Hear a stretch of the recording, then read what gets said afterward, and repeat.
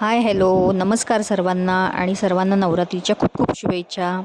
माझे व्लॉग जरा उशिरा येत आहेत त्यामुळे मी सर्वांची क्षमा मागते. आधी सर्व स्वच्छता वगैरे करण्यात खूपच धावपळ होत होती त्यामुळे व्लॉग टाकायला जरा उशीरच झालेला आहे. छान अशी घराची स्वच्छता केली, देवसुद्धा छान असे उजळून घेतलेले आहेत आणि ते पूजेची पूर्ण तयारी करून घेतलेली आहे.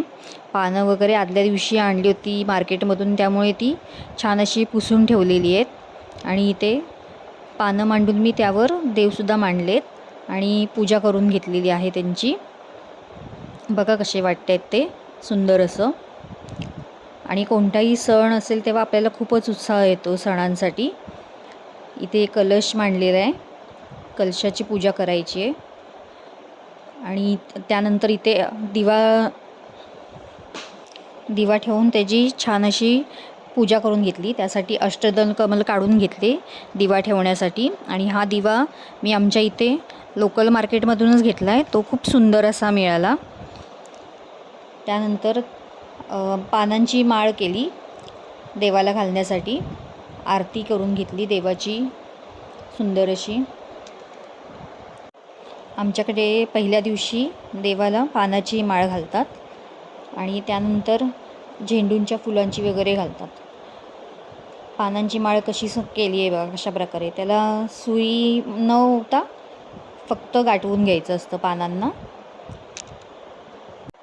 आज पहिली माळ होती आणि पहिल्या दिवशी पिवळा रंग होता त्यामुळे छान अशी पिवळ्या रंगाची साडी नेसली होती. इथे बघा कशी छान अशी पूजा झालेली आहे. उंबरठ्यावर उंबरठा लेपन करून घेतलं होतं आणि त्याचीही छान पूजा केली होती. बाहेर बोंडला काढला होता. आमच्या इथे अशा प्रकारे बोंडला काढला जातो. कोकणात ही अशीच पद्धत आहे. तुमच्याकडे काय करतात ते सांगा. किती प्रसन्न वाटतं आहे बघा, देवघर सुंदर असं सजवलं आहे त्यामुळे छानच वाटतं आहे ते.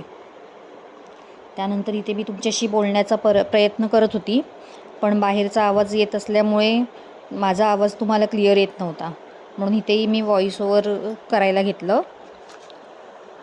आणि आज पहिली माळ पिवळा रंग, त्याचबरोबर आज शैलपुत्री मातेची पूजा केली जाते. याच नोटवर मी इथे आपला व्हिडिओ संपवते आणि आय होप तुम्हाला व्हिडिओ आवडला असेल तर लाईक शेअर सबस्क्राईब करा. तुमच्या ज्या काही कमेंट असतील त्या नक्कीच मला लिहून कळवा, कारण की तुम्ही सांगितलं तरच मला माझं काय चुकतं आहे किंवा बरोबर आहे ते मला कळेल.